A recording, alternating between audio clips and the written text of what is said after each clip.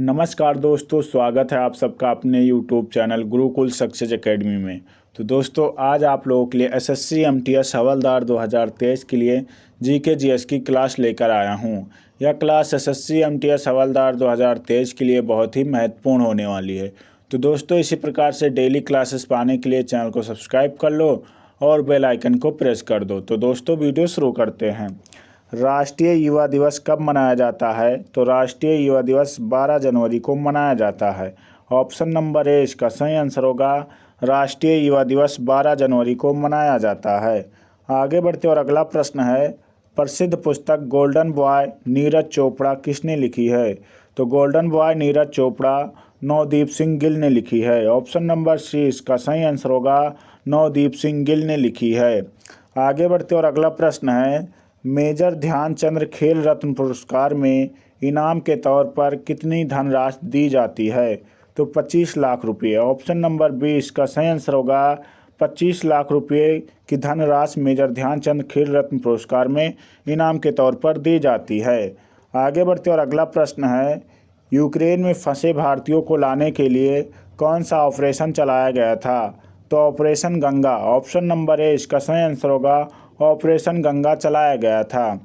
आगे बढ़ते और अगला प्रश्न है, प्रसिद्ध पुस्तक अनहैप्पी के लेखक कौन हैं? तो अनहैप्पी इंडिया के लेखक जो हैं वो लाला लाजपत राय हैं। ऑप्शन नंबर बी इसका सही आंसर होगा। प्रसिद्ध पुस्तक अनहैप्पी इंडिया के लेखक लाला लाजपत राय हैं। आगे बढ़ते और अगला प्रश्न है, पहला नोबेल पुरस्कार किस वर्ष दिया गया था? तो पहला नोबेल पुरस्कार 1901 में दिया गया था। ऑप्शन नंबर 20 का सही आंसर होगा।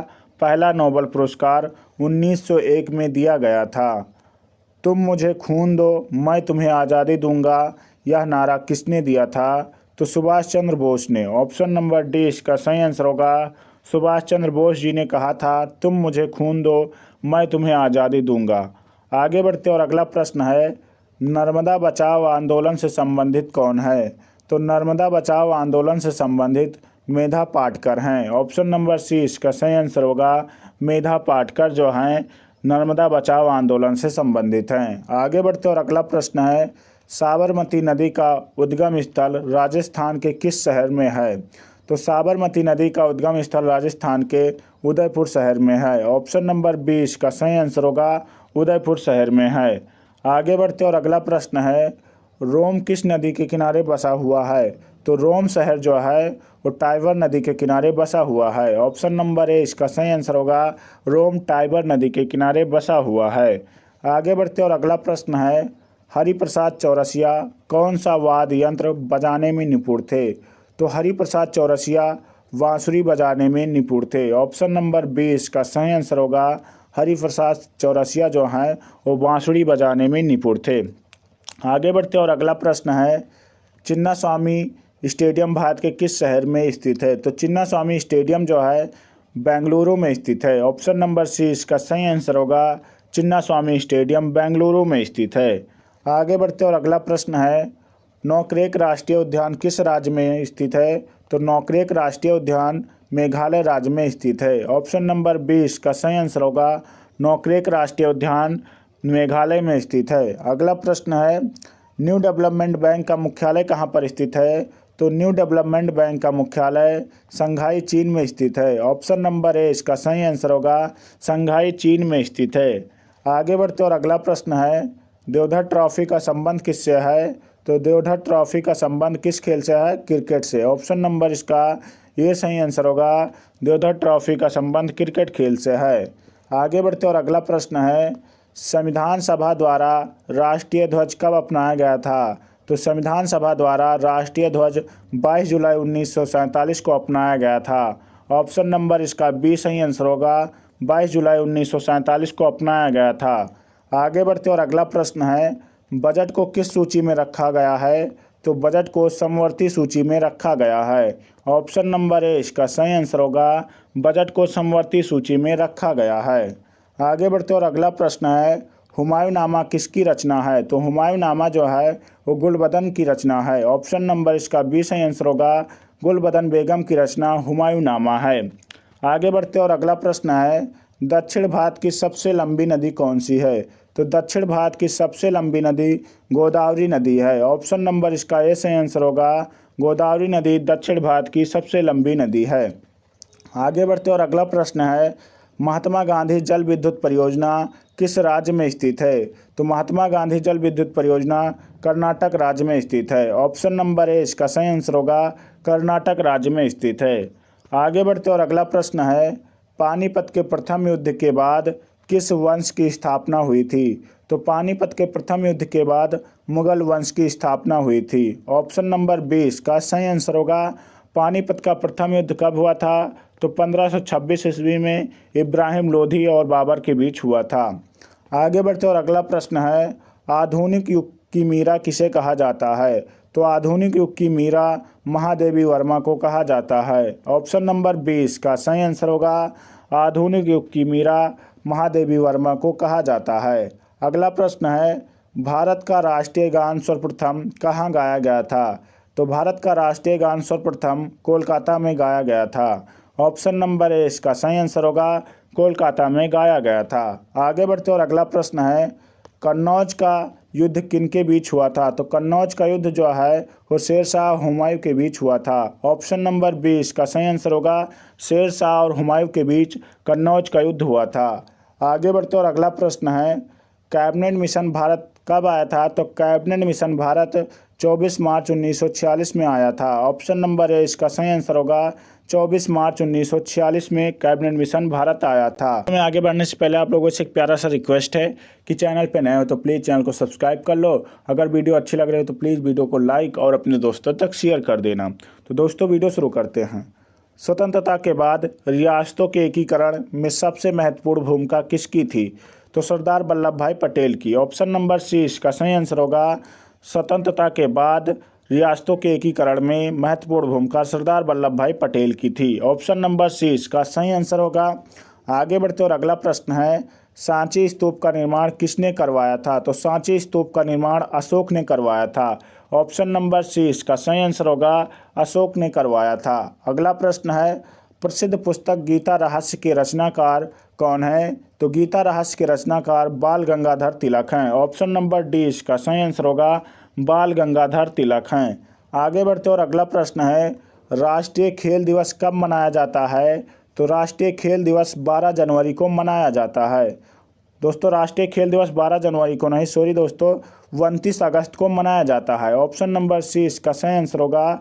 राष्ट्रीय खेल दिवस 29 अगस्त को मनाया जाता है।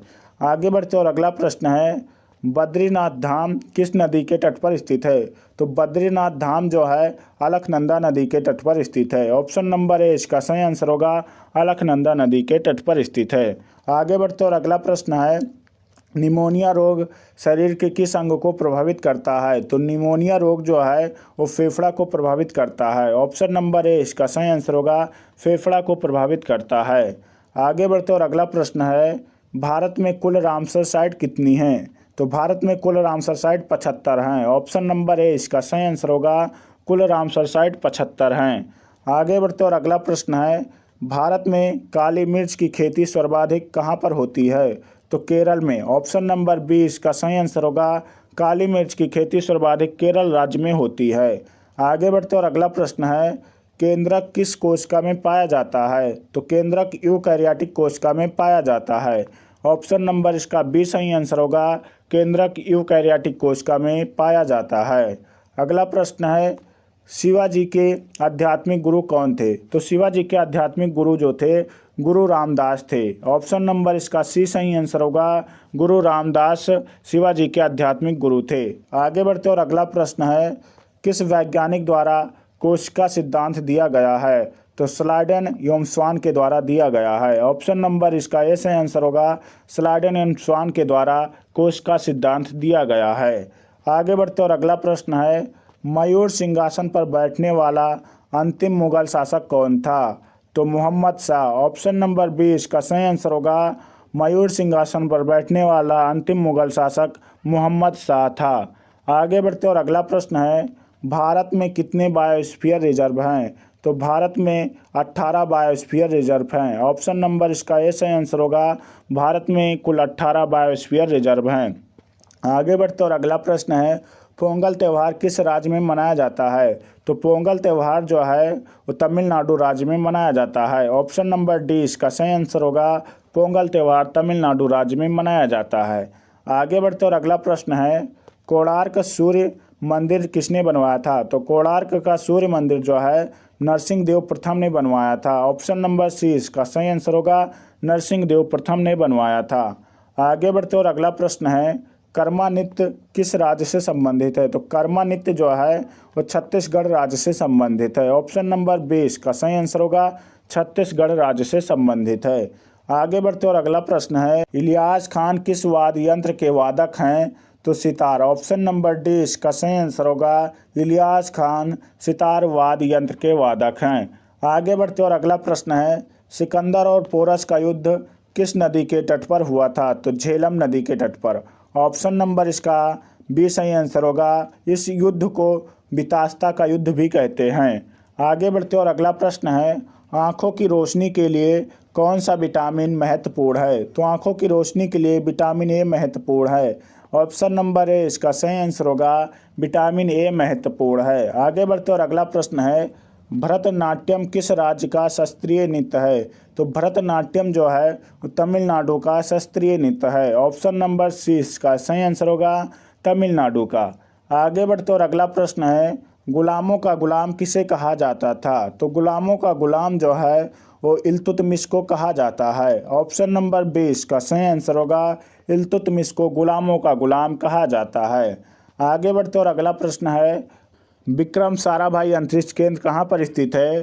तो विक्रम साराभाई अंतरिक्ष केंद्र त्रिवेंद्रम में स्थित है। ऑप्शन नंबर है इसका ए सही आंसर होगा, त्रिवेंद्रम में स्थित है। आगे बढ़ते और अगला प्रश्न है, ऑपरेशन फ्लड का संबंध किससे है? तो ऑपरेशन फ्लड का संबंध डेयरी फार्मिंग से है। ऑप्शन नंबर 20 का सही आंसर होगा, डेयरी फार्मिंग से है। आगे बढ़ते और अगला प्रश्न है, राजा राम मोहन राय की जयंती कब मनाई गई? तो राजा राम मोहन राय की जयंती 22 मई को मनाई गई। ऑप्शन नंबर इसका 20 सही आंसर होगा, राजा राम मोहन राय की जयंती 20 मई को मनाई जाएगी। आगे बढ़ते और अगला प्रश्न है, भूमध्य रेखा निम्नलिखित में से किस देश से नहीं गुजरती है? तो मैक्सिको से नहीं गुजरती है। ऑप्शन नंबर 20 का सही आंसर होगा, भूमध्य रेखा मैक्सिको से नहीं गुजरती है। तो दोस्तों अगर वीडियो अच्छी लगी हो तो प्लीज़ वीडियो को लाइक कर दो और अपने दोस्तों तक शेयर कर दो। चैनल पर नए हो तो प्लीज़ चैनल को सब्सक्राइब कर लेना। पूरा वीडियो देखने के लिए बहुत बहुत धन्यवाद आप लोगों का। मिलते हैं अगली वीडियो में, तब तक के लिए जय हिंद, जय भारत।